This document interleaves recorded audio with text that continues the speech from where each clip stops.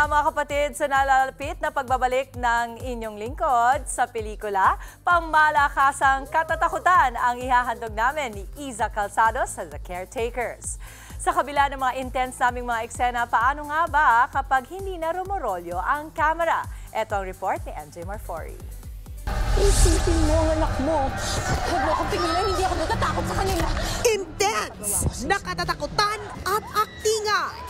Yan ang handog ng two of the most respected actresses na sina Iza Calzado at Dimples Romana sa Rain Entertainment-produced horror thriller film na The Caretakers. Naabutan pa ng News 5 na in character ang dalawa. It is a story of two mothers who simply want to take care of their families and a home that they are going to fight over. And I think the question is, who is the real owner? Ako. Ako yung caretaker eh. Sure. Ito ay kwento ng kapangyarihan ng pagmamahal that is protective. Kung sa pelikula, showdown ang mga eksena. Behind the scenes, ala BFF ang dalawa. At ang madalas nilang topic, mommyhood.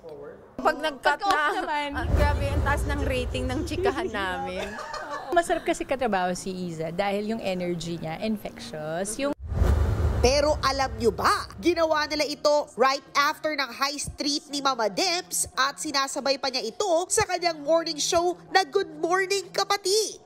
Si Iza naman, dalawa naging role sa nagdaan lang na Metro Manila Film Festival kung saan isa rito ay The Kingdom.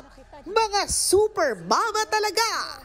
Sabi ko, ang ganda ng theme kasi pagiging nanay din nga, nandun nga ako dun sa puntong ito ng buhay ko.